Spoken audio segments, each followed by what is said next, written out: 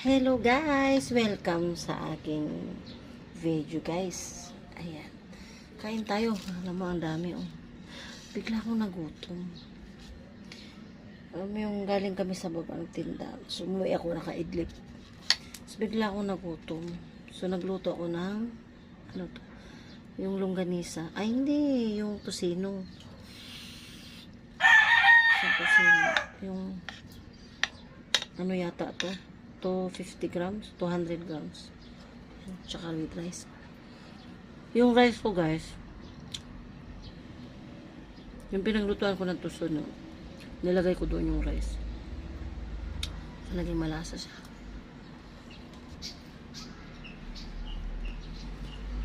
Actually, andito ako sa rooftop. Kasi, maingay doon sa baba. Andyan yung mga pamangkin ko. Nagiinuman sila kagabi. Sumaingay. Nag-TV marathon sila. Sumaingay sa baba. Walang peace of mind. So, nagluto ako ng mamandali at umakyat dito sa rooftop para kumain. Nagutom ako eh.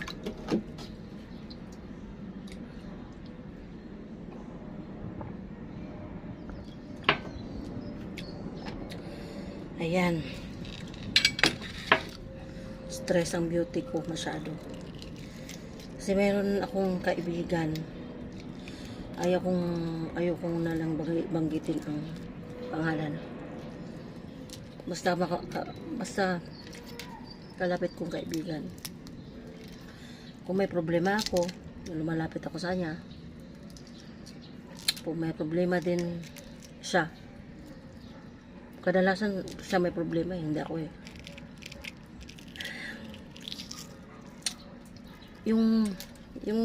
Ano ba guys, yung buhay na kung kailan may problema siyang malala, yung tatawagan niya ako.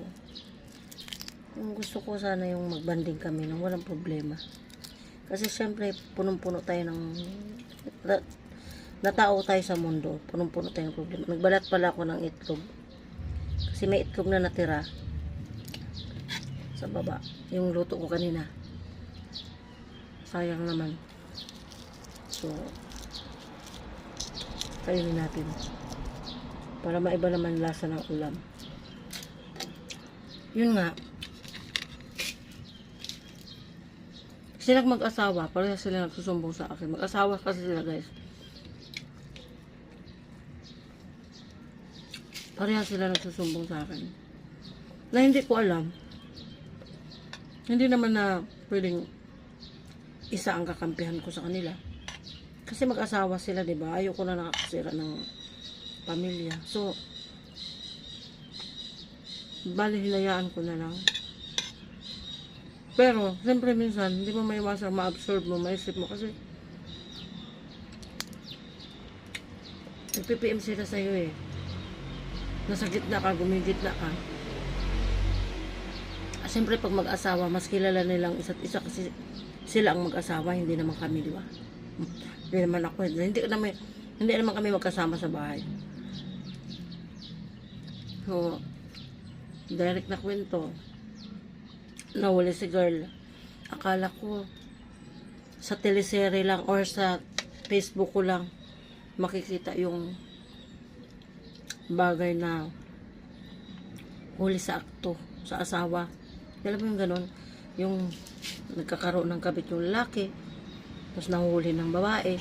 Ngayon, nagkaroon ng problema yung nagkaroon ng karelasyon ng babae, tapos nahuli sa akto na sa lalaki. Hindi ko malubos maisip na mangyayari din pala yun sa part na tinuturing kong kapatid na. Kasi sobrang close namin. Close kami masyado anytime. So, ma-feel mo na kapatid na. So, hindi mo alam na gano'n na pala kalala yung problema mo. Pero that time, kung nag-uusap kami, pinagsasabihan ko na siya. Kasi kasal sila guys. Kasal sila. Sabi ko,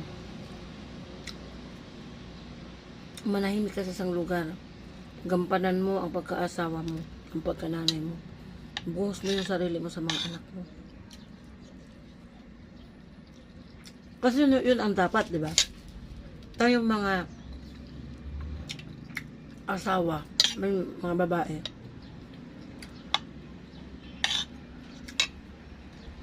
kailangan talaga natin na minsan magtiis. Kung nagkaroon man ng mali yung asawa mo noon. Kasi ang kwento niya, mayroon daw gumanti lang. Hindi naman siya sabing gumanti. Bakit naman daw nagkamali daw yung asawa niya dati? Pinatawa daw niya. So hindi naman pwede yun. Pwede nagkamali ang isa asawa mo. Igantihan mo rin ang pagkakamali. Gagawin mo rin tulad ng ginawa niya. So ano na mangyayari, di ba? Gulo.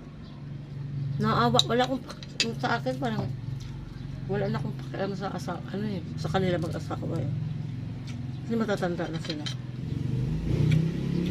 Kaya iniisip ko yung mga bata. Kasi siyempre nag-aaral, mga babae pa naman. Ano na mangyari? Di ba?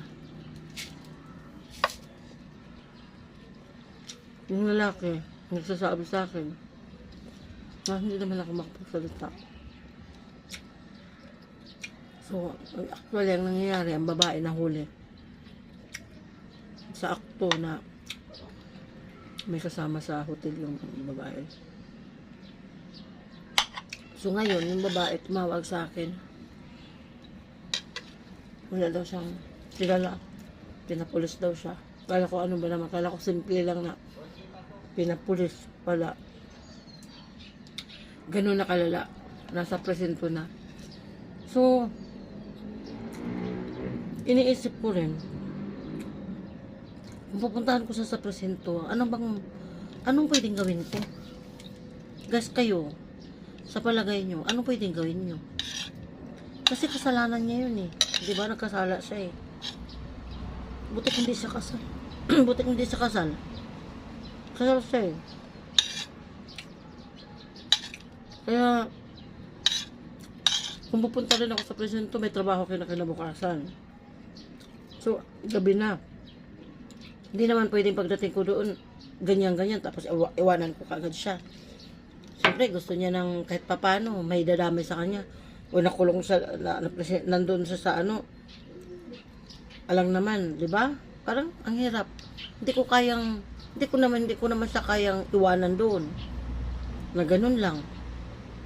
So, minamuti ko na lang na hindi ko na lang siya silipin doon talaga kasi hindi ko kaya. Pero hindi ko kinalimutan na hindi ko maiwasan na kumustahin siya. Kumusta na. Pero that time guys, saga yung nangyari na yun, kinausap ko yung lalaki, tinawagan ko yung lalaki. Pinakiusapan ko iurong yung demanda. I mean, wala akong karapatan makialam doon guys eh, pero trinay ko lang. Kasi sabi ko, para sa mga anak mo, kawawa yung mga bata. So, maghiwalay kayo ng maayos. Kung wala na talagang love sa isa't isa, maghiwalay kayo na maayos, mag-usap kayo. Hanggang doon lang naman tayo, di ba? At the end, alam ko yung babae gusto niyang ilin-on ko siya. Pupunta ako doon, kausapin ko yung ganyan. Kaso lang, personal kasi yun eh. Diba? So, nararamdaman ng babae, naisip niya ngayon na nag-PM siya sa akin na, alam ko ate na mas kinakampihan mo yung asawa daw niya. Kinakampihan ko daw. Hindi ko kinakampihan. Ba't ko gagawin yun? Wala akong kinakampihan sa kanila. Lumalagay lang ako sa tama. Kaya gumigit na lang ako. Kasi mahirap makialam. Kasi wala naman akong alam sa relasyon nila eh. Mahirap makialam, di ba? Kahit na sa mga kapatid natin, tayo magkapatid. Pagsumbungan tayo sa kapatid natin kung ano yung buhay niya, nakikinig lang tayo, hanggang pakinig lang tayo, hanggang payo lang natin kung kaya natin ipayo. Pero hindi tayo pwede makialam. Kasi sila ang nakakaalam doon. So, anong gusto nilang gawin nila sa buhay nila? Diba? Yun lang nasa isip ko ngayon. Yun.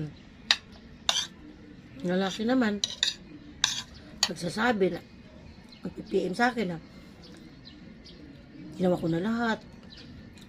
Lahat ng kinikita ko. Pag rinakapos kami, nangungutang ako, gumagawa ka ng paraan, nangungutang ako. Pala, ginagastos lang pala niya sa hotel sa boyfriend niya, ganyan po, ano. Oo, parang, pwede kang maniwala, pwede namang, mahuli mo ng isang beses, bakit palagi na lang ba din? So, ayoko rin isipin na ganun. Pero hindi mo rin siya ma-blame, kasi, nahuli na sa akto. Ayun. Galing nga eh. Galing nga ang ano nila. Nahuli talaga. Pero ini mo yan. Hindi nakakatuwa kasi ako kaibigan, hindi ko alam saan ako lulugar. Kasi paras ko sila kaibigan. Basta ang akin lang, sabi ko, usap kayo. Kung hindi na kaya, maghiwalay na lang kayo. Kasi mahirap naman yung relasyon na pwedeng hanggang abot na sa patayan na, di ba? Pag may mga third party, buti pag nag-away kayo, guys. Away lang kayo lang. Yung sa inyo lang, walang mga involved. Yung kanila kasi may involved na eh. Di ba ang hirap?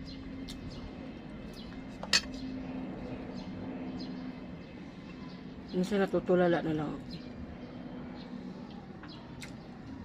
Hindi ko iniisip na mangyayari yun sa, yun nga, sa malapit na sa buhay ko. Ang iniisip ko, napapanood ko lang sa Facebook, diba? Parang ano lang din, mga taong didisclose siya, bata pa. Yun, pag nangyayari yan sa sarili mo, hindi mo akalain, mangyari din para doon sa malapit mong pamilya. Parang ganun lang din. Masakit, pero well, pag nangyari na, kailangan mo tanggapin. Nandyan na yan eh. Magagawa, diba? Ayun. So, kung sa akin, kaibigan ko lang naman. Hindi ko naman siya kamag-anak. Close lang kami. So, nanghihinayang lang ako dun sa, para lang sa akin kasi, hindi ko maintindihan. Kasi kuya yung babae, wala na talaga siyang love. Ayaw lang niya sabihin yung totoo. Kasi, kung love niya yung isang lalaki o asawa mo, hindi mo magawang ganun gawin mo, diba? Kung mangyari man yun, hindi ganun. Kaso naririnig ko parang matagal nang minamanman na ng asawa. Nag-aaway na sila dahil dun sa isang lalaki na hanggang sa nahuli talaga. Yun.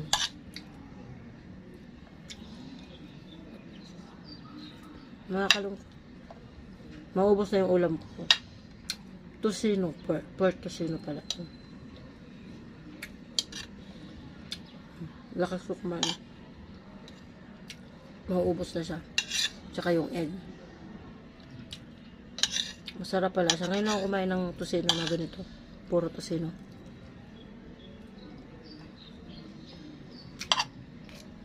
Ano na to? Tanghali na punan. Diretso na to. With coffee. Yung coffee ko kasi ang init eh. Mainit. Sa rooftop ako. Sa aking mga halaman. Pero walang halaman sa background ko. Hindi mga sinampay. Camera ko kasi nakaanap. Init. Ayan guys, sana balatan natin yung isang itlog. Sana nga maging okay pa sila para maayos pa yun, maayos pa. Pangit lang kasi hilig nila magpunta-punta sa barangay. Lagi silang nasa barangay, mag-asawa. Kaya ayoko ng ano rin, ayoko ng wala guys, nang hinaing lang ako eh. Hindi ko pwedeng mailabas, maikwento kung saan. Wala, dito na lang ako. Sa inyo ko na lang. At least kayong lahat yan. Diba? Kung may mag-comment man, magko-comment lang. Pero wala nang... Kasi mahirap eh. Mahirap magkwento. Kasi lalo na kung taga rito lang din. Tapos, Hindi natin alam kung sasabog pag sumabog. Diyos ko, maging marites ka pa. Yun, puno lang ako kasi wala eh. Sa akin silang dalawang mag-asawa nagsusumbo. Wala akong malabasan. Wala akong malabasan. Kaya ikain ko na lang. Masarap pa. Masarap. With egg.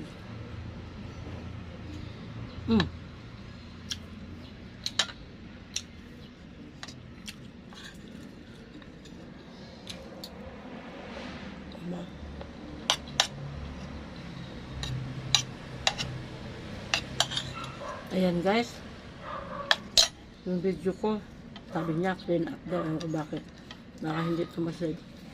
Salamat guys, salamat sa makikinig. Kung meron kayong gusto i-comment, comment nyo na lang para makita ko, para meron akong kakampi, kasi wala akong kakampi, hindi ko siya may labas. Thank you, bye bye.